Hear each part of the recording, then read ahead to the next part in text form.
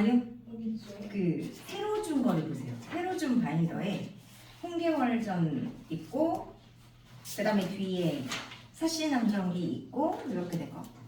요거. 요게 이제 요약 정리되어 있는 부분이거든. 학교에서 사시남정기를 꼼꼼하게 했어? 아니면 그냥 대략적인 내용만 했어? 그거 했어요. 사시남정기 했대. 안 했어? 도연아? 그럼 뭐만 했어? 저희가 홍교육좀밖에 안 했는데 홍계월전밖에 안 했어? 저 학교에서 거의 한 개도 안 나왔어요.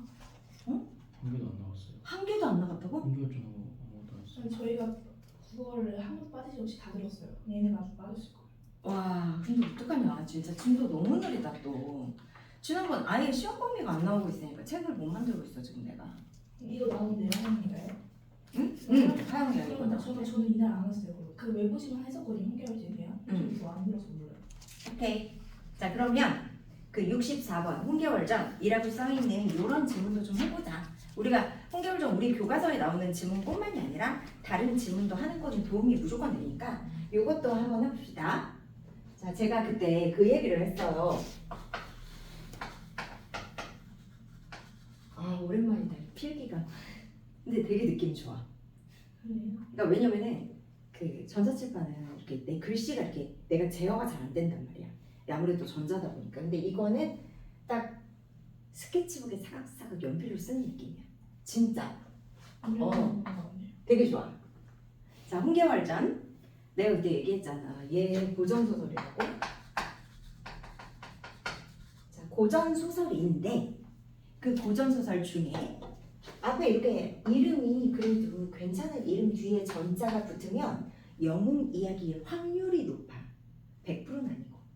배비장전, 옹고집전, 흥보전, 놀부전 뭐 이런 것들은 좀 웃긴 해학적인 분위기로 가기 쉬운데 이렇게 좀 멋있는 이름 홍계월전, 유충열전 뭐 이런 것들은 영웅구조, 되게 군단구조 그런 걸로 가기가 쉽단 말이야. 그래서 얘도 홍계월전도 고전소설 중에 영웅구조의 고전소설이에요.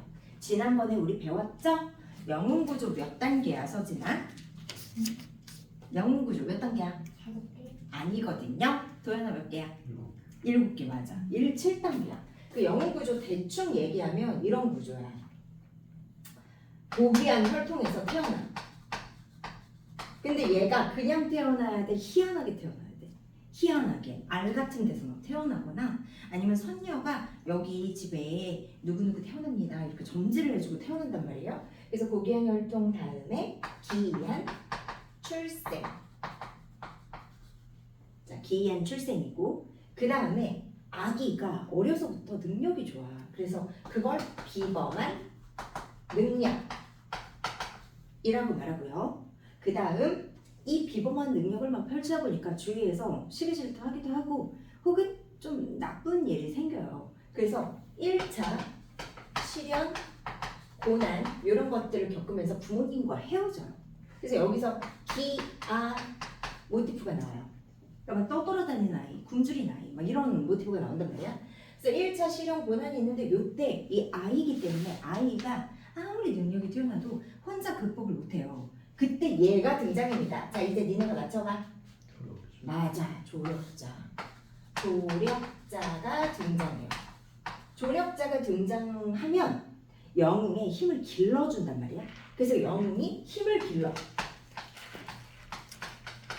자, 힘을 기르고 복수를 하든 뭐 나라를 위해 뭔가를 하든 막 힘을 길러서 준비하고 있어. 그럼 2차 제대로 된 시련이 다시 시작돼.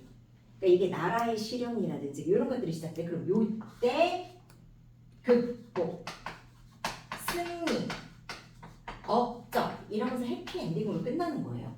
이게 이제 영웅 구조예요. 간단하게 말하면 7단 정도 돼요. 선생님 좀 더 자세하게 한 거고 7단 구조 정도 되고 홍계월전도 그 영웅 구조를 그대로 따라가요. 홍계월전은 어떤 내용이라 그랬어 선생님? 전쟁 내용이라 그랬지. 군담 소설이야. 자 외웠어?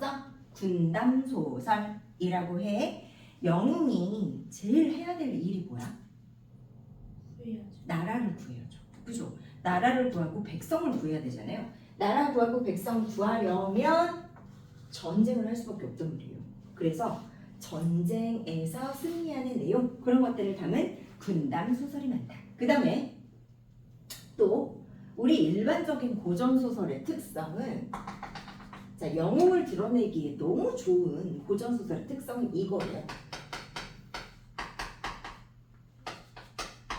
자 무엇일까요? 비현실성, 전기성, 고전소설의 큰 특징이거든. 그래서 그 고전소설의 특성, 비현실적인 모습들, 그 다음에 뭐 되게 뭐 능력 있는 모습들 그런 것들이 나오기도 합니다.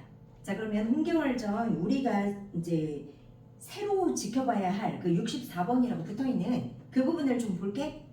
자 홍계월전의 포인트 여성 영웅이라는 게 진짜 중요한 키포인트예요. 홍계월의 여성이야. 여성 영웅의 등장. 여성 영웅이 등장합니다. 여성 영웅의 등장은 어떤 의미일까? 도연아 말해봐. 왜 여성 영웅의 활약을 그렸어? 왜? 자, 여성 영웅의 등장은 어떤 의미가 있는 건지 얘기해봐. 자, 어떤 의미가 있을까? 첫 번째, 당시 남자들이 제대로 했다 못했다. 못했다. 그죠? 그래서 남성의 어떤 무능력을 비판하는 거기도 해요. 남성 중심 사회에 대한 비판적 시선도 있고요. 두 번째, 이 여성 영웅은 어떤 독자를 염두에 둔 거야? 여성 독자를 염두에 둔 거지. 홍계월전 너네가 그 사시남전기 하면서 하영이가 프린트를 나한테 사진으로 보내줬거든. 근데 그 사진 보니까 그런 게 있더라. 책을 읽어주는 사람 있죠. 그때 당시에 조선시대에 책을 읽어주는 사람도 있고 책을 빌려주는 사람도 있다. 그런 것까지 프린트에 다 나와 있더라고. 그러니까 당시에 뭘 얘기하는 거냐? 당시에 소설을 지금 것 같은 형태로 막 사서 읽거나 아니면 뭐 휴대폰이나 패드 같은 걸로 다운받아서 읽거나 그런 게 아니라 글도 모르고 하니까 누가 해줘야 돼? 소리꾼 같은 그런 이야기 읽어주는 낭독자가 해야 된단 말이에요. 낭독자가 그걸 읽어주고 또 글 읽는 사람들은 책을 빌려서 읽고 막 그랬어. 그때 여성 독자가 많았어. 그러니까 여성 독자가 많고 그 여성 독자를 의식한 것이기도 하고요. 또 여성의 의식이 성장한 거예요. 여성의 의식 성장. 자 그런 것들 다 홍계월전에서 살펴볼 수 있고 능력치가 개월이랑 보국이. 자 개월이랑 보국이 누가 더 능력치가 세? 개월이. 이렇게 센 거야. 일부러 이렇게 나타냈죠? 한번 볼게요. 화설 이런 말이 나오잖아. 화설 동그라미 해봐. 자 여러분 이걸 외우세요. 지금 고전소설이에요. 사신한정리 할 때도 나올 수가 있어요. 화설, 사설 이런 말 외워주세요. 이게 어떤 다른 이야기를 시작할 때 쓰는 말이야. 화설 대명성화 연간에 형주 구계촌에 한 사람이 있으되 자 대명 명나라네요. 명나라에 형주 구계촌에 한 사람이 있었다. 이렇게 인물 소개를 시작하는데 대명에다가 써봐. 배경 시대 배경이네요. 자 시대 배경 공간 배경 이렇게 들어가면 돼요. 공간 배경 명나라 배경이에요. 성은 홍이요. 이름은 무라. 자 홍무 기억나? 홍무가 누구야? 홍무가 누구야? 아빠. 그죠? 아빠. 기억나죠? 성은 홍이고 이름은 무래. 자, 이 사람이 누구 마누라가 있을 거 아니야. 그래서 그 홍은 이름은 무라. 세대 명문 거족으로 소년급제하여 벼슬이 이부시랑이 있어 충효 강직하니 천자 사랑하사 국사를 의논하시니 누구 소개하는 거야? 홍무를 소개하는 거예요. 거기다 써요. 홍무의 집안과 인물됨 소개. 자, 홍무의 집안과 인물됨. 자, 긍정이야, 부정이야? 긍정. 아까 영웅 구조에서 여기 보세요. 고귀한 뭐야? 혈통. 요거 체킹된 거야. 아버지가 이렇게 잘난 사람이에요. 그리고 아버지가 세대 명문 거족으로 거기다가 써. 고귀한 혈통. 고귀한 혈통.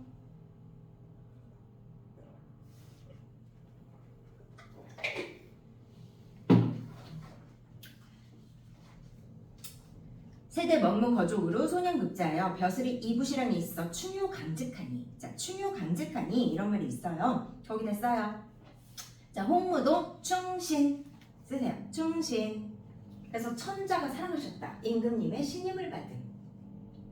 임금님의 신임을 받아서 국사를 의논하고 만조백관이 다 시기해서 모함하는 그런 충신이었다. 무주의 삭탈 관직하고 고향에 돌아와 농업에 힘쓰니. 그러니까 탈속했다는 뜻이에요. 그러니까 정계에서 물러났다는 뜻이거든요. 거기다 써요. 자, 만조백관이 시기하고 모함하여 거기다가 정계를 떠난 이유. 그러니까 너무 뛰어나고 너무 사랑을 받으니까 사람들이 시기를 해가지고 거기에서 이제 물러나서 농업에 힘썼다는 거야. 가세는 요부하나 스라에 일점 혈육이 없어 매일 서로 하더라. 자, 가세는 요부하다 넉넉하지만 집안은 넉넉하지만 일점 혈육이 없어 서로 한다. 혈육이 뭐야? 자식이 없어서 서로 하더라. 일점 혈육 없어 서로 하더라. 줄 쳐봐. 자, 고전소설의 시점 좀 가볼게. 고전소설 시점은 뭐예요? 전지적 작가 시점.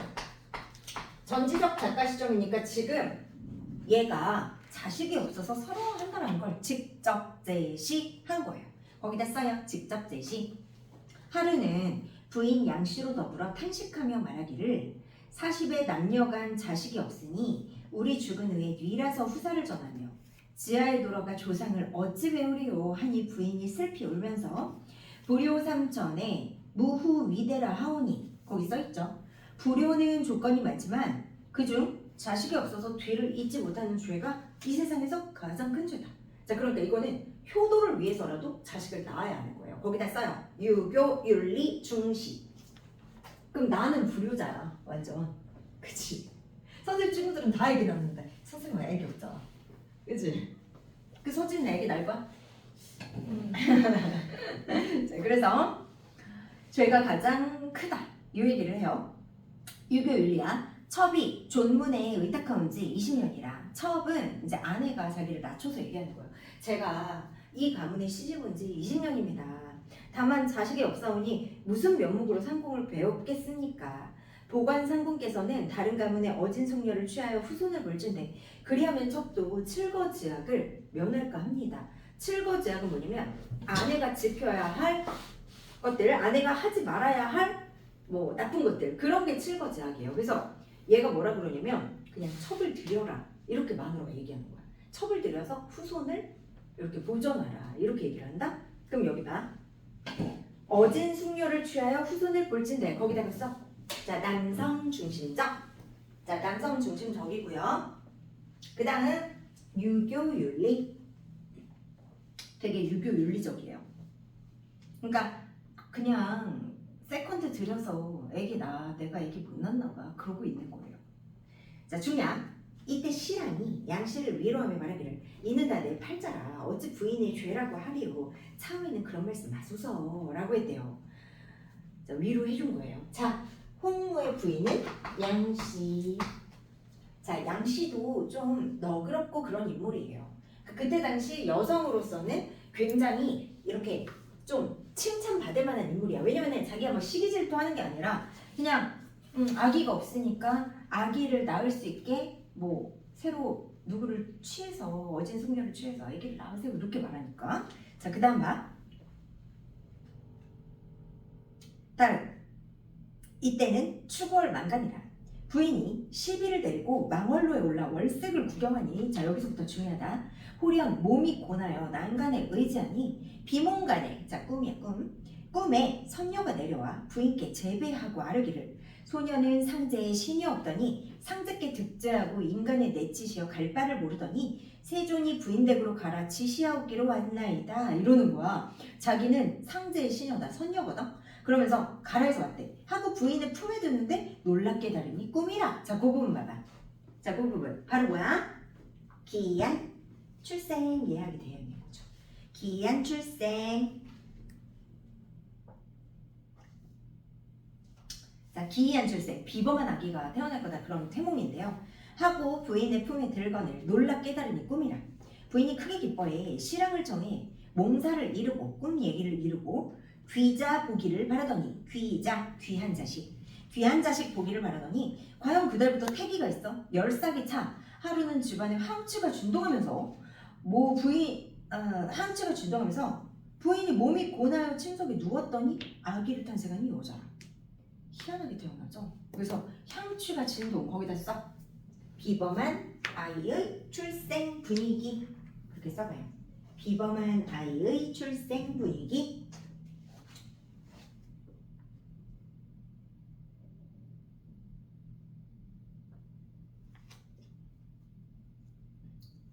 선녀 하늘에서 내려와 옥병을 기울여 아기를 눕히고 아뢰기를 부인은 이 아기를 잘 길러 후복을 받으소서 하고 인하여 나가며 아뢰기를 오래지 않아서 다시 배울 날이 있사오리다. 자고기다 암시 써봐요. 선녀가 다시 배울 날이 있을 거예요. 이렇게 암시를 했대요. 하고 문득 떠났는데 부인이 신랑을 정해 아이를 보이니 얼굴이 도화 같고 비유 써봐. 비유 도화가 뭐야? 복숭아꽃.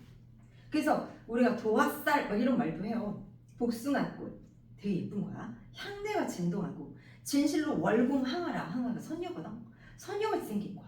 자 중약 개월이 점점 자라나며 얼굴이 화려하고 또한 영민한지라 거기다 써봐요. 자 주인공은 재주가 있어요 없어요? 재주 있어요. 능력 있어요 없어요? 능력 있어요. 자 딱 그거거든요. 그래서 거기다가 써 재주 있고 능력 있음. 신랑이 개월이 행여 단수할까 하여 단수 빨리 죽는 거야. 그러니까 짧게 사는 게 단수야. 단수할까 하여 강호 땅에 곽도사라는 사람을 청해서 개월의 상을 뵈니 상 얼굴. 자 곽도사한테 이 관상 어때요? 이렇게 보여준 거예요. 너네도 막 태어났을 때 태몽도 있고 엄마가 뭐 관상은 어떻다 손금은 어떻다 그렇게 했을 수도 있어. 서진이 너 태몽 있었어? 아니요. 태몽이 없었다고? 그래도 오빠가 했던. 오빠만 있고? 식상도 있었을 텐데 도연이는 몰라요. 쟤 저럴 줄 알았어. 도연이 그러면은 점 본 적은 있어? 점 엄마가? 몰라요? 오빠가 왔어요. 진짜 길든. 너 관상 본 적은 있어? 아니. 아니요. 야 이건 아니야. 왜 얼굴 남한테 안 보여주지 너? 도연이 왜 보여줘? 왜 보여줘요? 아니 너 미쳤나봐 진짜. 길드야 너 얼굴 보여줄 수 있는 사람이 누구야? 엄마, 아빠, 그치? 친구. 친구 어느 정도 친해야 얼굴 보여줘? 진짜. 찐친 같이 목욕탕 갈 수 있을 정도 친구? 아, 그 정도. 그 정도도 안 돼? 아 목욕탕 가는 친구는 없어? 갈 수도 있잖아 목욕탕. 그치 서진아? 응 갈 수 있잖아. 아 싫다고? 신비주의인데? 그러면 그 얼굴 보여줄 수 있는 친구 어느 정도 그 친한 친구야? 같이 잘 수 있는 친구? 이게 그 정도는 돼야 얼굴 보여줘? 네. 그러면 그냥 같이 야 우리 집에 같이 갈래? 뭐 이런 정도의 친구한테는 얼굴 못 보여주네. 왔다 갔다 그냥 거의 안 보여줘. 안 보여줘? 네. 와 여기에 뭔가 환경이 있나 봐. 감추고 다니나 봐 저 자식. 그러면 나중에 여자친구 사귈 때 어떡할 거야? 너 그러면 소개팅을 해. 그럼 소개팅 하면은 처음 보는 여자잖아. 그럼 얼굴 보여줄 수 있어? 굳이 소개팅 해야 돼. 네가 여자친구 사귀고 싶으면 해야지. 별로 하고 싶지 않아. 사귀고 싶지 않아? 거짓말! 내가 이러고 있잖아. 나중에 너네 2학년이잖아. 3학년 지나고 대학교 1학년 정도 됐을 때 3년 후에 한 2년 후다. 2년 후에 내가 이제 나 카톡 안 지우니까 진짜 오래돼야 지워. 아이들 이렇게 있으면 어떤 때는 내가 이제 아니면은 어떤 때는 정리해놔. 딱 묶어놔 카톡을. 오래된 학생 친구들은. 근데 어떤 때 뭐가 이렇게 새로운 프로필 막 이렇게 뜨는 때가 있어. 근데 지가 분명히 이렇게 얘기했거든. 너 다시 태어나면 뭐가 되고 싶어? 그 국어에 뭐가 있었어. 그래서 내가 물어봤어. 다시 태어나면 뭐가 되고 싶어? 그랬더니 안 태어날래요. 그런 거야. 그게 유행이었어 그때. 그래서 안 태어날려면서 왜? 별로 태어나고 싶지 않아요. 그랬다? 그래서 얘가 많이 힘드나 공부하느라 막 속으로 그랬어. 근데 20살 딱 되니까 완전 예쁘게 화장을 하고 막 남자친구랑 막 거울 셀카로 찍고 여기저기 막 놀러 다니는 거예요. 근데 걔가 학원 조교로 들어왔어. 그래서 내가 야 미니야 너 그때 그렇게 얘기했잖아. 근데 너 진짜 잘 산다? 그랬더니 제가요? 제가 그랬어요? 이러면서 남자친구랑 알콩달콩 너무 잘 지는 거야. 길두야 너도 그럴걸? 그때는 그때가 그렇고 갔지 네가 스스로. 잘 모르겠어요. 그래서 길두는 20살 넘으면 또 막 그런 사진 올라. 근데 나는 길두는 얼굴을 모르니까. 근데 길두는 얼굴을 몰라. 여기밖에 몰라. 지금 거의 1년째 다니는데 나 여기밖에 몰라. 그치 길두야? 선생님 먹을 거 주잖아. 그럼 이렇게 먹어. 나한테 안 보여주려고. 얼굴 안 보여주려고. 이렇게 해가지고 이렇게 먹어. 맞지? 네. 그 전에 마스크 쓰고 다니는 친구도 있었어. 지은이 기억나? 지은이. 그러니까 지은이가 성적도 많이 오르고 계속 공부하고 싶어 했거든. 같이 공부하고 싶어 했는데 자기가 과학 때문에 뭐 종합학원인가 뭐 거기를 가야 된대. 그래가지고 아쉽다고 다음에 놀러 가겠다고 그러면서 인사하고 이제 그만뒀는데 지은이도 얼굴을 본 적이 없어. 지은이도 마스크를 맨날 쓰고 왔단 말이야. 근데 내가 너네한테 아이스크림 사준 적 있을 거야. 그치? 아이스크림 사주고 뭐 새콤달콤 이런 거 사준 적 있을 거야. 지은이도 이러고 먹더라고. 지은이도 이렇게 벌려서 먹고 냠냠냠 하고 먹고 냠냠냠 이러더라고. 그래서 내가 얼굴 못 본 친구들이 몇 명 있어. 근데 그 중에 하나가 도영이고 또 저 모 학교에 생수라는 애가 있어. 생수가 얼굴을 안 보여줘 나한테. 여기를 맨날 이렇게 하고 다니. 너 생수 모르지 도영이? 몰라요. 너는 같은 중학교지? 얘도 같은 같은 중학교야? 해솔중. 해솔중인데 왜 생수 몰라? 잘 몰라. 그냥 친구의 친구인 줄 알고. 아, 걔는 좀 유명하죠. 근데 항상 마스크를 끼고 다니는데 그래서 선생님한테 얼굴을 보여준 적이 없어. 근데 여기가 되게 예쁜 거야.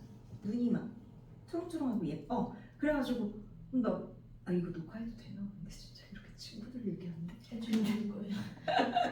근데 내가 남의 인스타 그러니까 가르치는 친구가 인스타로 보여줬어 나한테. 선생님 얘가 생수예요 이렇게 보여줬는데 잘생겼는데 걔는 가르고 다니더라고. 똑같아. 응, 잘생겼는데 가르고 얘랑 다니. 똑같아요. 비슷해. 그리고 왜 잘생겼는데 가르고 다니냐? 참 희한한 애들이야. 얼마나 덥겠어 도연아 여기가. 안 더워? 더운 게 나? 안 더워. 아 진짜. 너는 집에 까만 마스크 한 100, 200개 있냐? 기억이 안 나요. 안 세봤어? 네. 까만 마스크 하면 이렇게 쌓여있지. 옷도 다 까매, 머리도 까매, 마스크도 까매, 양말도 까매, 슬리퍼도 까매. 너의 그 까만 마음을 어떻게 할 거냐고. 지금 이게 마음도 되게 까말 거라고 결정, 그치? 아니요. 아니 솔직히 말해봐, 너 마음 까맣지? 응. 어? 아니라고? 웃긴 캐릭터야 쟤도. 근데 너는 또 오늘 하얗다. 그쵸. 어. 오늘 패션을 날씨가 날씨가 우중충해가지고. 자 볼게요. 그래도 너네 옛날에 고장으로 다닐 때보다 자유로 다니면 되게 편하긴 편하지. 슬리퍼 막 찝찝 끌고 나오고. 너 1단지지? 완전 가깝겠네? 도현이 1단지인가? 아, 그 진짜 가깝겠네 도현이도. 그 전에 힘들었지? 네. 너 근데 이거 끝나고 퇴근인가 너네 둘 다? 학원 없지? 와 부럽다 부러워. 행복하다 행복해. 또 은서진 집 앞에서 또 뭐 시켜가지고 어떻게 알았어요? 딱 뻔하지 뭐 시켜가지고 또 뭐 넷플 같은 거 보면서 히히 이러면서 먹으려고. 걔는 고민 중이에요. 뭐 시킬지. 마라탕 시킬까? 치킨 시킬까? 그러고 있잖아. 그치? 그 메뉴 있지? 저거 봐. 오늘 시켜 먹어야죠. 자 봅시다. 그래서 개월이 이렇게 영민하고 화려하고 거기다가 썼냐? 비범한 능력? 자 비범한 그러니까 비범한 능력이라기보다 비범한 인물의 특성이 있는 거예요. 제자가인 형태예요. 거기다 써 제자가인 이렇게 써봐. 제자가인이 뭐냐면 재주 있고 아름다운 인물이야. 그게 바로 개월이야. 자 얘가 이제 제일 중요한 애죠. 제자가인형 인물인데 얘가 너무 예뻐. 근데 이제 도사한테 관상 좀 봐달라 했어. 그랬더니 도사가 이 아이 상을 보니 5세의 부모와 이별하고 18세의 부모를 만나 공후 장록을 올릴 것이요. 자 예언을 했네요. 거기다 써요. 자 개월의 3 예언. 자 첫 번째 시련이 뭐야? 5세의 부모와 이별하고 거기다 쓰면 첫 번째 시련.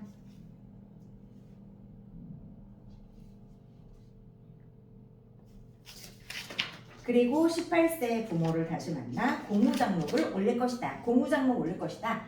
높은 지위가 예약되어 있어요. 명망이 천하에 가득할 것이니 가장 길하도다. 이렇게 얘기를 했어. 그럼 개월이가 입신양명 한다는 뜻이에요. 거기다 써. 개월의 입신양명 예언. 신랑이 도사의 말을 듣고 도로혀 아니 베인만 갖지 못해서 부인을 대해서 이 말을 이루고 염려무궁했다. 이게 무슨 말이냐면 얘를 들어보니까 얘는 여잔데 여자가 남자 팔자를 타보는 거란 말이야. 네가 공우장록을 진짜 잃었거나 이렇게 얘기하면 남자 팔자를 산다는 뜻이에요. 그러니까 아빠는 뭐 걱정이 될 수도 있죠. 그래서 도로야 아님 도로 안 베인만 못해서 그러니까 도사한테 얼굴상을 보여주지 않은만 못하네. 그래가지고 부인을 대하여서 염려무궁하여 개월에게 남복을 입힌다. 거기 줄 쳐봐. 개월에게 남복을 입혀 초당에 두고 그를 가르치니 거기다 줄 쳐봐. 일람첩기라. 일람첩기 한 번 보면 다 기억함 요 뜻이에요. 글을 가르쳤더니 한 번 보면 다 기억한다. 개월의 능력 써봐. 신랑이 자탄하기를 스스로 탄식하기를 네가 만일 남자가 되었다면 우리 문호를 빛낼 것을 애달프다. 거기다 써봐. 남성 중심적 사회에서 능력 있는 개월이 뜻을 펼칠 수 없음.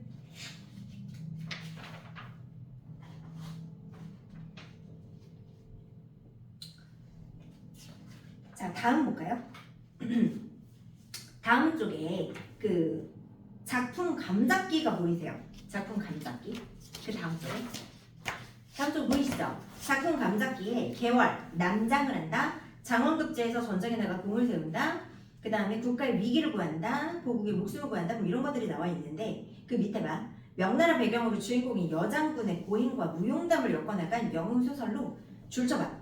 여성이 스스로의 노력과 의지로 공적인 영역에서 자신의 능력을 발휘하고 지위를 획득했다. 여성이 스스로의 노력과 의지로 공적 영역에서 자신의 능력을 발휘하고 지위를 획득했다. 그리고 남편과 동등한 관계를 지향해 나가려는 모습을 그렸다. 그러면서 그 밑에 봐. 홍계월전은 실리와 능력을 중시한 사람들의 의식반영이다. 줄쳐. 실리가 뭐야? 실질적 이득. 실질적 이득과 능력을 중시하는 당대 사람들, 특히 여성들의 의식변화. 그러니까 여자도 이제 사회활동 할 수 있다 없다 도연아? 있다. 이렇게 되는 거야. 여성들도 사회활동 할 수 있다. 그러니까 여성이 사회로 진출할 수 있는 가능성이다. 됐죠? 다음 쪽 볼게요. 다음 쪽에 본문이 있죠? 자, 본문. 여공이 만류하기를. 여공 누구였는지 기억나요? 갑자기 얘기가 좀 점프되는데요. 여공이 누구예요? 조력자. 조력자. 누구 아빠야? 보국 아빠. 그죠? 보국 아버지. 여공이 만류하기를 개월이 비록 네 아내는 됐지만 벼슬을 놓지 않고 의기가 당당해 좋게 너를 부릴 사람이로되 예로서 너를 섬기니 어찌 심사를 그르다니요. 자, 지금 네 아내는 되었으나 우리가 알고 있는 그 보국과 평국의 혼인 이후인가 봐요. 그죠? 개월과 보국의 혼인 이후예요. 근데 개월이 비록 네 아내는 됐지만 벼슬을 놓지 않았고 의기가 당당해 너를 부릴 사람이로되 예로서 너를 섬기니 어찌 심사를 그르다리요. 그러니까 남편이 되는 자기 아들 보국이 편을 들지 않는 거예요. 그래서 이 사람은 좀 공명정대한 사람이라고 할 수 있어요. 여공은 거기다가 써. 여공의 공정한 시각. 여공은 남자라고 여자라고 해서 달리 보지 않는단 말이야. 그죠? 공정한 시각을 갖고 있어요. 그러더니 영춘은 비첩이라. 첩이야 첩. 자, 영춘이가 누구였는지 기억나? 보국이 첩이야. 그죠? 비첩이라 제가 거만하다가 죽었으니 누구를 하나며 또한 개월이 그릇 극녀비를 죽인다고 하여도 뉘라서 그르다 책망하리요. 그러니까 누가 개월이를 그르다고 하겠냐. 첩을 죽인 것을. 너는 조금도 괴념치 말고 마음을 변하지 말라. 만일 영춘을 죽었다 하고 혐의를 두면 부부 지위도 변할 것이요. 또한 천자가 주장하신 바라 내게 해로움이 있을 것이니 조심해라. 경계해라 라는 경고의 말을 해요. 아버지가 거기다가 써봐. 개월과 좋은 사이를 유지하는 것이 마땅한 일이며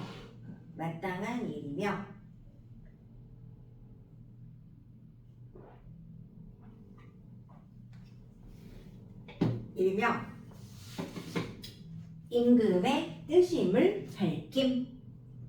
임금의 뜻임을 밝힘.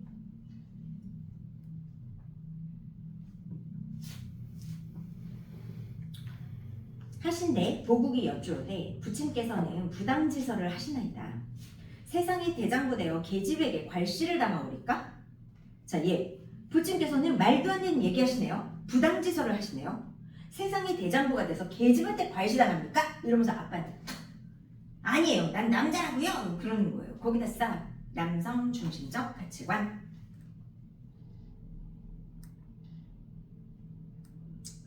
간접제시다. 얘들아. 간접제시. 남편이 돼가지고 말이야. 어떻게 여자한테 내가 이겨야지. 그거예요. 하고 그 후로부터는 개월의 방에 들지 않으니 개월이 생각하되 영춘의 혐의로 아니오는구나.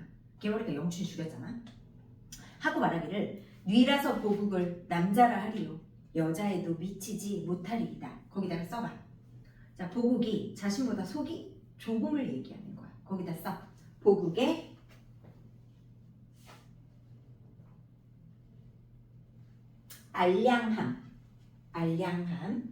알량함을 비판. 보국의 알량함을 비판.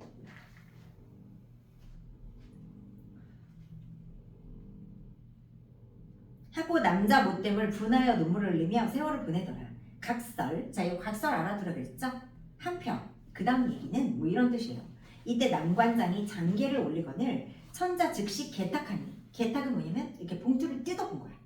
장계는 이제 임금님께 보내는 보고서야. 보고서를 올렸는데 임금이 봉투를 딱 뜯었어요. 그랬더니 거기에 뭐라고 써 있었냐면 적진이 쳐들어왔습니다. 이런 게 써 있었어. 우리 기억나죠? 적진이 쳐들어왔을 때 임금이 누구 다시 오라 그랬어? 개월이. 평국이 다시 오라 그랬어. 왜냐면 평국밖에 능력자가 없는 거야. 그래서 평국이 빨리 와서 지금 이거 하자. 막 그렇게 얘기를 했단 말이에요. 그래서 평국이 누구 불렀어? 보국.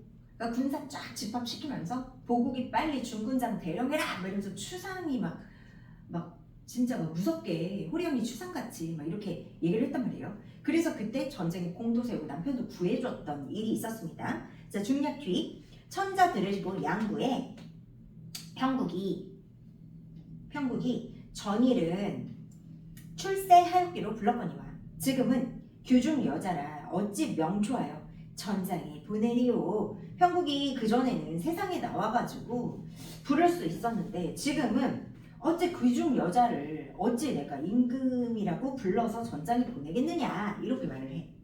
그랬더니 제신이 평국이 지금 규중에 처하지만 이름이 조야에 있었고 이거는 조정에서 이름을 제하지 않았다는 거예요. 명단을 제하지 않았다는 거거든요. 이름이 조정이 있고 또한 장록을 갈지 않았으니 장록은 월급 같은 거다. 월급을 끊지 않았으니 어찌 규중을 혐의하오리까? 어찌 규중을 또 신경 쓰고 꺼리겠습니까? 자, 신하가 개월이 불러야 된다라고 주장을 한 거예요. 됐죠?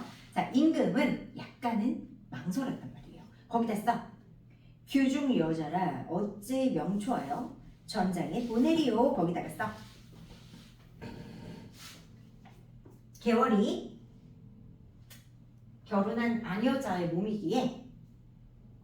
결혼한 아녀자의 몸이기에 임금의 명령도 함부로 내릴 수 없음을 얘기하는 거예요. 임금의 명령도 함부로 내릴 수 없음. 천자 마지못하여 급히 평국을 명초하시니라. 자, 명초는 뭐냐면 임금의 명으로 신하 부름 이거예요. 평국을 명초하시니라.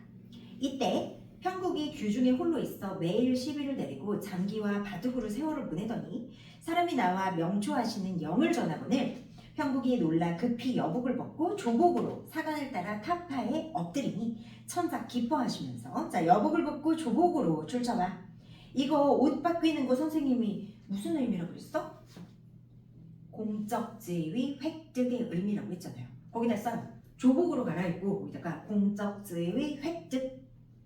경이 규중에 처한 후로 오래 보지 못해서 밤낮으로 사모하더니 이제 경을 봄에 기쁘기 측량 없거니와 짐이 덕이 없어서 지금 5초 양왕이 반하여 난관을 넘어 황성을 범하고 한다니 경은 그러니까 5초 양왕 세모해봐. 자 얘네가 적이에요 적. 5초 양왕 그러니까 적이 될 만한 나라예요.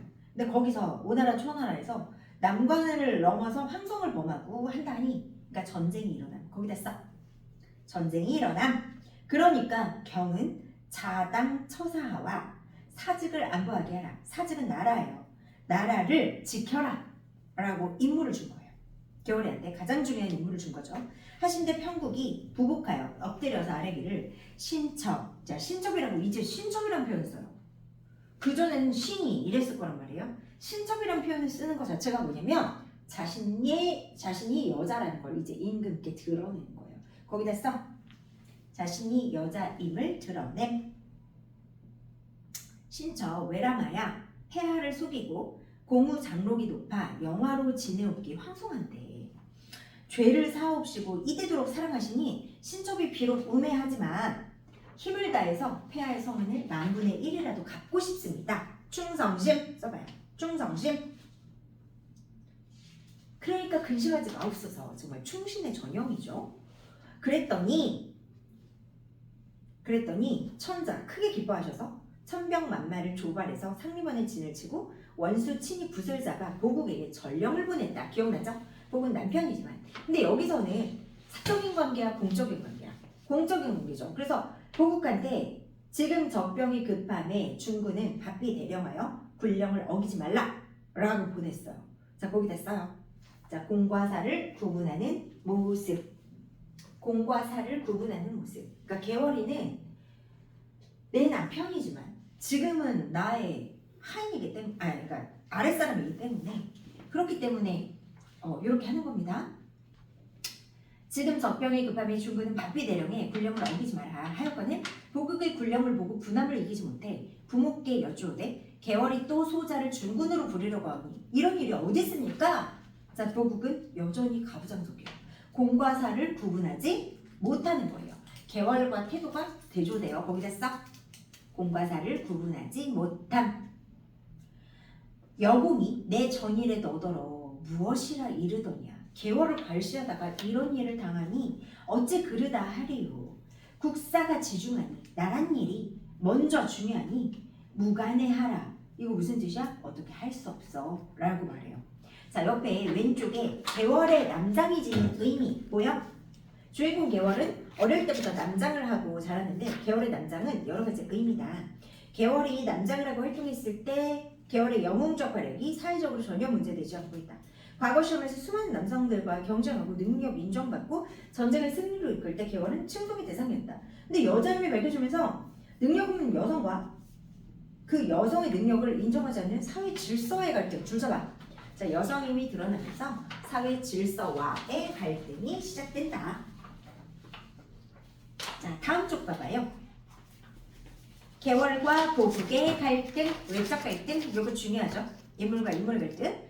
자신보다 능력이 뒤떨어진 보국과 결혼하는 게 마땅치 않았던 개월. 여기는 좀 이렇게 해석을 했거든요. 이렇게 했었는데 너네 책은 좀 달라. 잘 들어봐. 너네 책에서는 개월이 결혼하고 한숨을 많이 쉬었어. 왜 그랬어? 기억나? 개월이 이제 결혼하고 나서 한탄스럽다 라는 말을 해. 그러니까 결혼하고 그 영춘이를 죽인단 말이야. 영춘이를 죽이고 남편이 영춘이 죽인 일로 자기를 안 찾아오니까 자기가 내가 진짜 이랬어도 이렇게 살지 않는데 그런 말을 해. 뭐 했어도 남자였어도 내가 남자로만 태어났어도 이렇게 살지 않는데 그런단 말이에요. 그러면 우리 교과서에서는 개월이 결혼한 다음에 매여 있는 삶, 귀중 여자가 되는 삶, 그거에 이제 답답함을 느낀 거야. 왜냐면 자기는 사회를 진출해야 되는 사람이거든요. 그래서 이 자기보다 능력이 약한 남자와 결혼했다는 게 포인트가 아니라 결혼 자체가 포인트였어요. 그래서 여기다가 써봐. 여기다가 개월은 여성이라는 이유로 사회적 활동을 할 수 없음에 안타까워하고 한탄한. 자, 개월은 그런데다가 이제 남편이 자기 말을 들어줘 안 들어줘? 안 들어줘. 그리고 자기 남성으로서의 권위만 막 부린단 말이야. 그래서 개월이 뭘로 찍어 눌러요? 뭘로 눌러줘요? 응? 지위와 그다음 군법으로 그리고 우월한 능력으로 탁 눌러준단 말이에요. 그래서 엄하게 다스려요. 그랬는데 그 이제 능력을 가시하기 위해서 여러 가지 뭐 명령도 내리고 또 찍어 누르고 나중에는 보국이 처음에는 그래도 인정을 안 하다가 나중에는 개월이 자기 목숨을 구해주자 그제서야 인정하게 돼요. 자, 개월과 보국의 갈등은 자신의 능력으로 얻은 사회적 지위를 포기하지 않고 가정에서도 동등한 관계를 이루고자 하는 개월의 태도를 보여준다. 줄 쳐봐. 자신의 능력으로 얻은 사회적 지위를 포기하지 않고 가정에서 동등한 관계를 이루고자 하는 개월의 태도. 이걸 보여주고요. 그 다음에 전통적 가부장제 이데올로기에 따라 남녀의 역할을 구분하고 벗어나는 여성의 활약에 대해 인정하지 않으려는 보국의 태도 때문에 나온 갈등이다. 인정하지 않으려는 거기다가 세모하시면 돼요. 그 다음에 그걸 아셔야 돼요. 한계 밑에 써봐. 한계. 한계 기억나? 홍계월 전에 한계. 한계가 뭐였어? 결국은 개월이도 누구를 섬겼어? 보국이를 섬긴다 하고 끝나거든요. 그래서 결말 부분에 개월이가 보국을 섬기는 아내로서의 역할을 했으니 개월이가 보국을 섬기는 아내로서의 역할을 했으니 제시된 이게 좀 한계죠. 됐죠? 홍계월 전 조금 이따 풀어볼 건데요. 어부사시다를 하고 풉시다. 우리. 괜찮죠? 네, 어부사시다도 39번 숫자 붙어있는 거 보시면 돼요.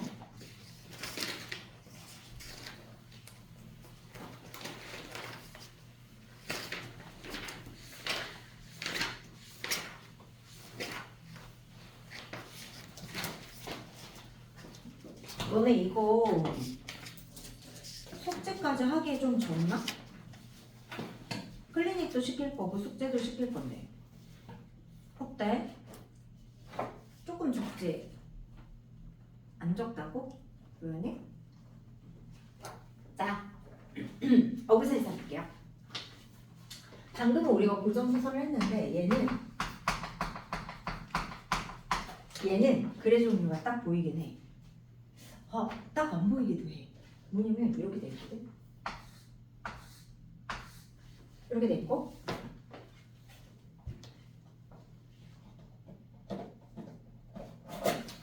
오 좋은 분들. 자 이렇게 돼 있고 이런 식이야. 자 그럼 몇 줄이야? 이거? 무슨 세 줄이야? 하나, 둘, 셋, 넷, 5줄이잖아. 5줄이면 어디에서 벗어나? 우리가 일반적으로 알고 있는 뭐 시조에서 벗어나잖아. 그지? 시조는 원래 이게 시조야. 평시조. 평시조 그 숫자의 비밀 기억나지? 평시조 숫자의 비밀 어땠어? 사음복. 그지? 해산이 높다 대 하늘 아래 놓이로다 이렇게 읽잖아. 그리고 한 음보당 몇 글자? 3글자 아니면 4글자. 그래서 3, 4조, 4, 4조 이런 게 있었어. 4음 보고 3글자 아니면 4글자 이런 게 있었거든요. 그래서 이제 그냥 봤을 때 짧은 시로 3글자 아니면 4글자로 네 덩어리가 묶인 게 3줄이면 끝나는 거란 말이야. 여기는 반드시 3글자 고정이고 이렇게 돼 있었단 말이에요. 근데 얘는 가운데 뭐 이상한 게 껴가지고 그래서 5줄이에요. 그럼 얘 글의 종류 뭐야? 얘도 평시조야. 알겠어? 자, 얘도 평시조고 이것도 평시조라는 거는 어떤 거냐면 3, 4, 3, 4 3, 4, 4, 4 3, 5, 4, 3 그대로 가. 그대로 가는데 선생님 저기 줄지 노란 줄은 뭐예요? 자, 요가 연구 후량구로 이런 평시조에 양념을 넣은 거예요. 알겠죠? 예를 들어 닭을 밀가루에 살짝 묻힌 다음에 기름에 튀긴 게 치킨이야. 그치? 근데 거기에 양념 퍼붓고 감자튀김 얹고 막 떡 넣고 뭐하고 졸여줬어. 그것도 치킨이에요. 무슨 말인지 알겠죠? 그래서 요 평수의 물격을 그대로 갖고 있으면서 후렴구랑 영구만 추가된 거예요. 알겠죠? 얘 글의 종류 뭐라고? 평시조. 근데 되게 독특한 형식이라 이거야. 평시조인데 그 독특한 형식은 뭐야? 영구, 후렴구야. 자, 너네가 색깔펜 있으면 색깔로 줄 쳐볼래? 자, 후렴구 내가 읽어줄게. 춘사 1회 뱉더라 뱉더라. 보여? 뱉더라 뱉더라. 두 번째 줄에. 그 다음에 네 번째 줄에 지국총 지국총 어사와. 보이죠? 요게 이제 계속 반복되는 건데요. 자, 그게 또 중요합니다. 자, 제가 해드릴게요. 자, 후렴구는 좀 쉬워요. 얘가 초장, 중장, 종장이고 이 사이사이에 있는 게 영구, 후렴구란 말이야. 근데 얘는 후렴구는 지국총, 지국총, 어사와 이렇게 돼 있잖아. 이게 무슨 뜻이냐면 찍어덩, 찍어덩, 어영차 이 뜻이야. 자, 뭐 할 때 찍어덩 찍어덩 소리나? 배. 나무로 된 배가 갈 때 찌그덩 찌그덩 이러고 어영차 어부들이 소리 내는 거야. 그래서 이 후렴구가 있으니까 이런 후렴구가 있으니까 생동감 올라가 내려가 올라가 현장감 올라가 내려가 올라가. 나도 배 위에 탄 것 같다니까. 알겠죠? 메모하세요 빨리빨리. 자, 나도 배 위에 탄 것 같은 생동감과 현장감이 있다고요. 근데 얘를 한번 볼게. 잘 들어봐. 자, 지금 제목이 어부사시잖아요. 어부의 사계절 노래야. 알겠죠? 어부의 사계절 4시즌 노래야. 근데 그러면 여기서 계절감 시험을 찾아야 된다. 찾아야 되고 또 하나는 사시사니까 사계절 다 나와 안 나와? 나와. 봄, 여름, 가을, 겨울 이렇게 나오게 되어 있어. 그리고 어부라는 이 족속이 누구냐를 또 알아야 돼. 어부 그냥 우리가 알고 있는 피셔 그러니까 막 그 물고기 잡는 사람 아니야. 아니고 이 시조는 평시조는 누가 써요? 자, 누가 써? 양반 사대부가 쓰지. 양반 사대부는 자기들이 자연으로 가면 어부라고 말하고 다녀. 왜 어부라고 말하고 다니냐면 자연 속에 들어가면 막 열심히 일하면서 그렇게 내가 막 치열하게 살겠다는 뜻이야. 여유 부리겠다는 뜻이야. 여유 부리겠다는 뜻이거든. 근데 여유를 부리면서 밥을 먹을 수 있는 직업이 어부로 느껴지는 거야. 그래서 배 위에다가 이렇게 그냥 그물만 딱 던지고 그냥 노는 거야. 그런 여유로운 삶을 원했단 말이에요. 그래서 여기서의 어부는 진짜 어부가 아니에요. 알겠죠? 진짜 어부가 아니라 풍류를 즐기는 선비고 이걸 다른 말로 하면 가어옹 가짜 어부 이런 뜻이에요. 가짜 어부. 그러면 다시 가볼게. 가짜 어부들의 사계절 노래예요. 가짜 어부들의 사계절 노래. 됐죠? 됐죠? 그러면 어부 생활을 생생하게 보여주면 어떻게 하면 돼? 찍어덩 찍어덩 어영차 이런 음성 상징어와 내 어떤 감탄사 같은 걸 섞어가지고 생동감을 막 줄 수도 있어요. 그 다음에 또 하나. 자, 이제부터 중요한 얘기 할게. 요 얘기를 하는 거거든. 영구에. 자, 얘는 지금 우리가 뭐가 나왔냐면 뱉더라 뱉더라가 나왔어. 그치? 뱉더라 뱉더라 이게 나왔거든. 근데 내가 중장 종장 사이에 있는 후렴구는 후렴구라고 하고 초장 중장 사이에 있는 건 영구라고 있어. 그 이유는 뭐냐면 얘는 다 똑같아. 다 지국종 지국종 의사야. 근데 얘는 달라. 뱉더라 뱉더라 노저어라 노저어라 단 내려라 단 내려라 이렇게 막 달라. 그리고 또 하나는 얘나 이 영구나 후렴구나 음보수 영향을 받아요 안 받아요? 전혀 안 받아. 그냥 양념 얹은 거야. 진짜 치킨의 본질은 여기죠. 알겠죠? 3434, 3543 여기에 있습니다.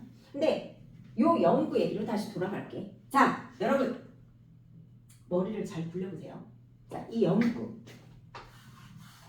공통점이 있어. 내가 지금 얘기했거든. 뱉더라 뱉더라 배밀어라 배밀어라.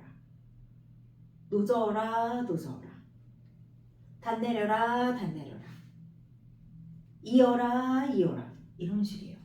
자, 무슨 순서와 과정일까요? 배가 나가고 들어오는 순서 과정이 들어있어요. 알겠어? 자, 그럼 여기 자, 이 첫 번째 연구는 배의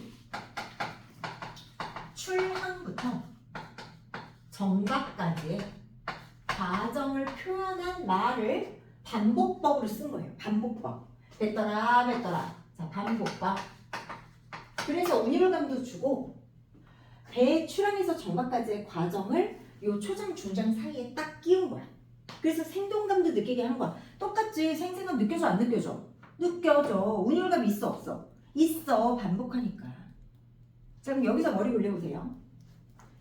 자, 이 어부사시자가 어부의 사계절 노래고요. 얘가 평시조이기도 하지만 연시조이기도 해요. 연시조가 뭐냐면 하나의 시조로 끝나지 않고 이어지는 게 연시조예요. 한 시조로 안 끝나고 이렇게 이어지는 시조. 그게 연시조인데 사계절 노래 봄이 열수, 여름이 열수, 가을 열수, 겨울 열수에서 토탈 40개의 시조가 있단 말이에요. 큰일 날 뻔했지. 40개 다 배우면 날 뻔했어. 그치? 큰일 날 뻔했죠. 근데 저렇게 토탈 40개야. 그러면 내가 문제 낼게. 배 출항에서 정박까지가 몇 단계로 쓰는 게 딱 통일감이 있을까요? 응? 자, 배 출항에서 정박까지를 몇 단계로 쓰는 게 가장 통일감이 딱딱딱딱 있을 것 같아? 자, 봄 10개, 여름 10개, 가을 10개, 겨울 10개의 시조가 있는 거야. 그러면 봄에 나가고 들어오고, 여름에 나가고 들어오고, 가을에 나가고 들어오고. 그럼 몇 단 구성이 돼야 돼? 10단 구성 10개라고 했잖아. 10개. 그러니까 출항에서 정박까지가 어떻게 되냐면 10단계로 되어 있어. 10단계. 그래서 뭐 배밀어라 배밀어라, 띄워라 띄워라 이런 식으로 10단계가 있어요. 알겠죠? 그러면 무슨 말이냐면 봄에 춘사 2하고 하사 2하고 똑같아요. 이 연구가. 얘는 당연히 똑같고 연구는. 그리고 무조건 지국청 어사하고 연구가 이렇게 똑같은 거야. 번호에 따라서. 똑같은지 확인해봐. 없네? 자, 뒤에 거 있다. 자, 2번이 하사가 다 들어라거든요. 뒤에 추사 2번에 연구가 나와. 다 들어라. 맞죠? 네, 이렇게 똑같습니다. 됐어? 자, 그럼 다시 앞으로 와봐. 자, 어부사시다. 본격적인 내용으로 들어갈게. 우리가 시험에 나오고 안 나오고가 있는데 그냥 빨리 다 하고 그 다음에 여기다가 동사 4만 추가하면 돼요. 겨울 4번만. 앞개는 앞갯벌이야. 앞갯벌에 안개 거치고 뒷매에 해가 비친다. 자, 안개가 거치고 해가 비친다. 아침이 된 거네요. 시각적 심상 쓰고 시각적 심상. 그 다음에 시간 배경 아침.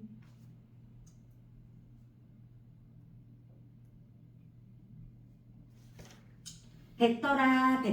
떠라는 띄워라 이런 뜻이에요. 띄워라. 배 띄워라. 밭물은 거의 지고 남물이 밀려온다. 이거 외워. 밭물은 썰물, 남물은 밀물. 여러분 어부 입장에서는 썰물이 좋아요, 밀물이 좋아요? 밀물이 좋죠. 그래서 밭물은 지고 남물이 밀려온다. 대국법도 되고요.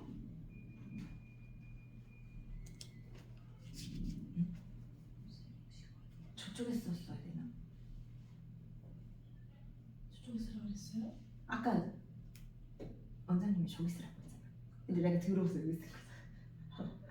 자, 그 다음에 지국총 어사와. 지국총 어사와. 후렴구야 찌거덩 어영차 이런 뜻이고. 그 다음에 강촌 온갖 고지. 강촌 동그라미 해봐.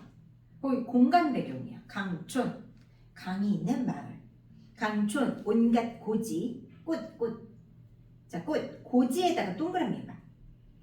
강촌에 어촌 마을에 온갖 꽃들이 다 있는데 그게 먼 빛이 더욱 너무 예쁘다. 멀리서 보니까 너무 예쁘다. 이 뜻이거든요.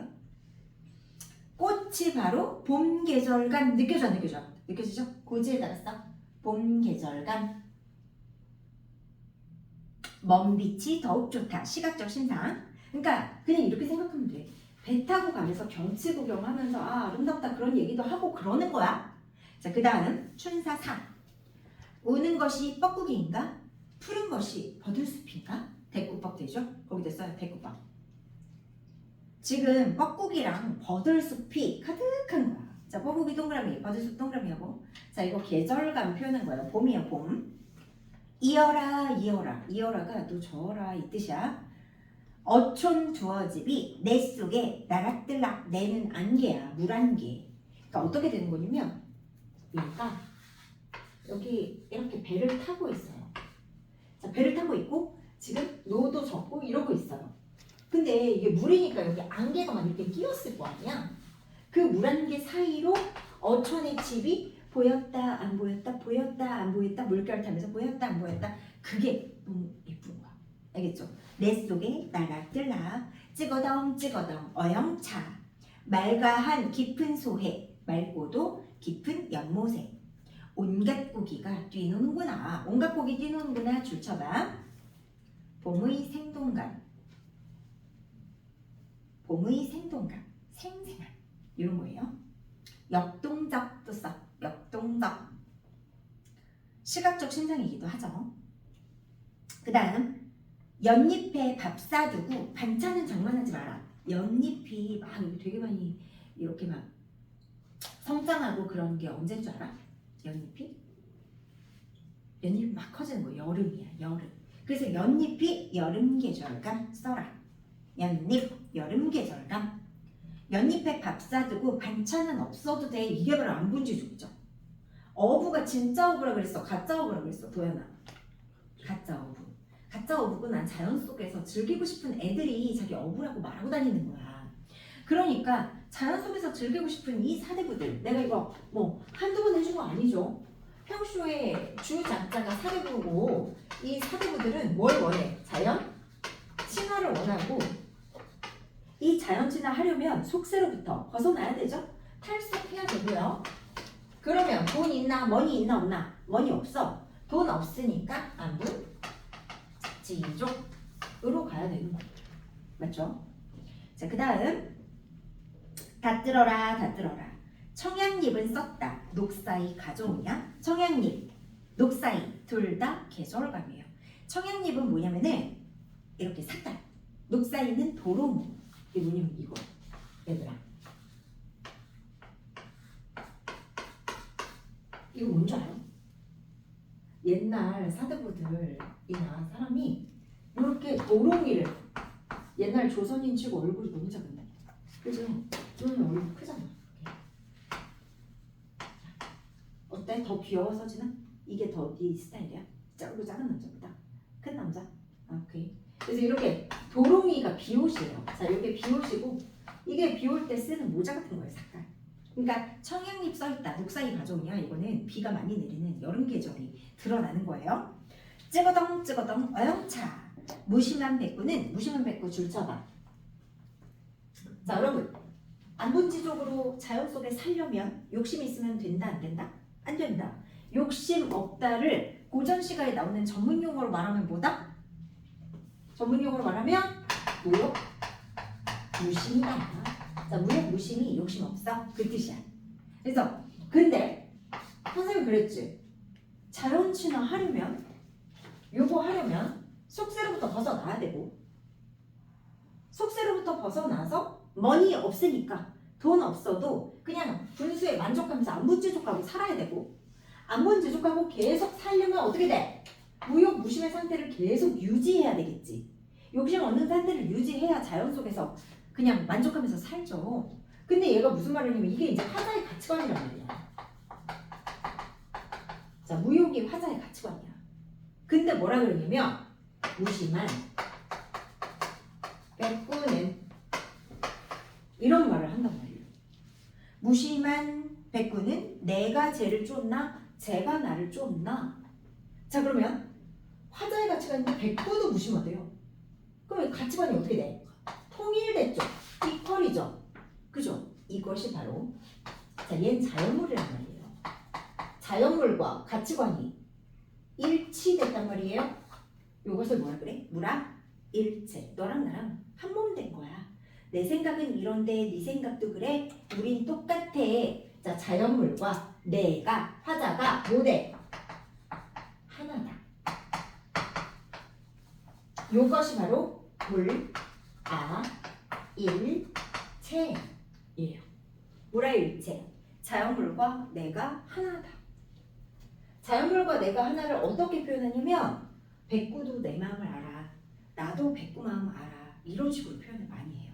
그래서 여기서도 내가 지를 쫓는지 지가 날 쫓는지 모르겠어. 우리는 같이 가고 있어. 무슨 말이냐면 여기 지금 화자가 이렇게 앉아있잖아요. 이 화자야. 앉아있는데 여기에 백구가 같이 날고 있는 거야. 날고 있는 거야. 그래서 내가 자기를 쫓는지 자기가 날 쫓는지 우리는 함께 가고 있구나. 그거예요. 물아일체. 자, 다음. 바람잎에 바람나니 봉창이 서늘하구나. 도 따라라 도 따라라. 봉창은 배의 창문. 여름바람 경할 소냐. 여름바람이 일정하겠냐. 가는 대로 배 시겨라. 배를 내버려둬라. 찌거덩 찌거덩 어영차. 북포 남간이 어디 안이 좋겠느냐. 어디가 안 좋겠느냐. 자, 다음 넘겨봐요. 자, 넘겨봐서. 자, 이제 계속 가을로 가볼게. 슈국에 슈국 동그라미가요. 슈국은 물나라라는 뜻인데 진짜로 실제로 물나라가 있는 건 아니고 여기 어촌 마을 보길도를 말해요. 슈국에 가을이 되니 가을 동그라미 봐. 자, 이것도 가을 계절감. 여러분 여름이다 그러는 것도 여름 계절감이고요. 봄이네 그것도 봄 계절감이에요. 그래서 이것도 가을 계절감이에요. 가을이 되니 고기마다 살쪄있다. 여러분 우리나라는 먹을 게 언제 제일 많아? 언제 우리나라는 제일 많냐고. 옛날 사람은 추석 때 제일 많은 거야. 추석 때 먹을 게 제일 많은 거야. 그래서 고기마다 살쪄있다. 가을의 풍요로움 써요. 가을의 풍요로움.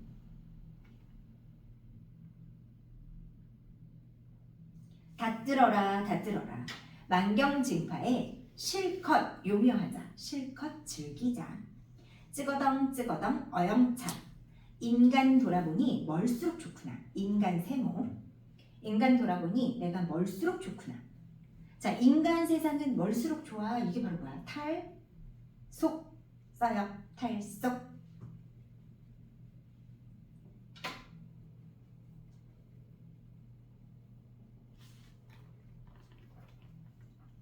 흰 이슬 비꼈는데 밝은 달이 돋아온다. 배 세워라 배 세워라. 봉황루 묘연하니 청관을 룰을 줄고. 봉황루 동그라미가요. 봉황루는 사실은 신선 누각이거든요.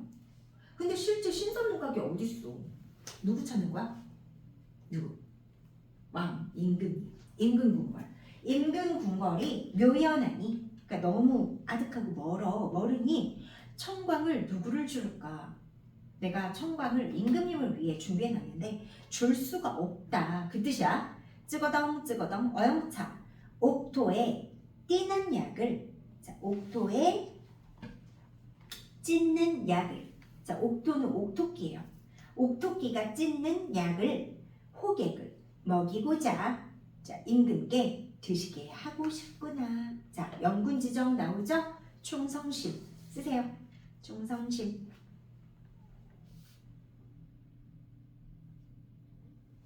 자, 다음. 물가에 외로운 소나무. 혼자 어찌 그렇게 씩씩한고. 의인법. 소나무가 씩씩한 게 어딨어. 그냥 있는 거지. 그죠? 근데 의인법이에요. 어찌 그리 씩씩한고. 뱀에어라 뱀에어라. 머흔 구름 한 팀하라. 세상을 가리운다. 자, 이거 잘 해석해봐 얘들아. 머흔 구름은 먹구름이야. 먹구름을 한탄하지 마. 원망하지 마. 세상을 가려주잖아.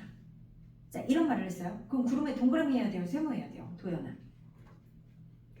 동그라미죠. 왜? 세상을 가려주니까 고마운 존재예요. 먹은 구름 동그라미, 세상은 세모. 자, 요거 화자의 탈속 마인드를 보여줘요. 탈속적 마인드. 찌거덩 찌거덩 어영차. 파랑성 염티마라 진원을 막는 도다. 파랑성은 파도 소리. 파도 소리를 실증 내지 마. 진환을 막아주잖아. 진환은 새 속의 어떤 번잡함, 그 다음에 더러움 이런 거예요. 진환 세모해봐요. 파랑성은 파도 소리거든요. 파도 소리를 실증 내지 마. 세상의 소리를 막아주잖아. 세상의 먼지를 막아주잖아. 그럼 파랑성도 좋은 거예요. 동그라미예요. 딘환만 세모하시면 돼요. 딘환하고 세상만. 그래서 탈속 의지를 보여주세요. 자, 마지막. 아이고 저물어 간다. 연식이 마땅토다. 휴식이 마땅하다. 배 붙여라. 배 붙여라. 배 대어라. 이 뜻이야. 들어온 거야. 내가 출항에서 종각까지 몇 단계라 그랬어? 몇 단계야? 10단계. 그러니까 이제 집에 들어올 때잖아. 그러니까 배 대어라. 배 대어라. 배 붙여라. 그러는 거야. 가는 눈 뿌린 길 붉은 꽃 흩어진데 훔치며 걸어가서 자, 사음보를 파괴했습니다. 거기 됐어? 사음보 파괴. 그러니까 여러모로 이 작품은 되게 실험적으로 쓴 거야. 가는 눈 계절감 써요. 계절감. 뿌린 길 붉은 꽃 흩어진대. 자, 가는 눈에 붉은 꽃이 흩어졌대요. 색채 대비 써요. 흩어진대. 훔치며 걸어가서 찌거덩 어영차 설월이 서봉이 넘도록 설월 이것도 계절감이야. 설원이 눈달이 서산 넘도록 송창을 비겨있자 소나무 그림자가 있는 창에 비스듬히 앉아있자 풍류와 자연을 즐기고 있어요. 거기 됐어? 자연을 즐기는 풍류. 자, 이런 거 이제 연시류고 어부사시다는 되게 특이한 연시조입니다. 됐죠? 조금 쉬볼까요? 네, 조금 쉬세요.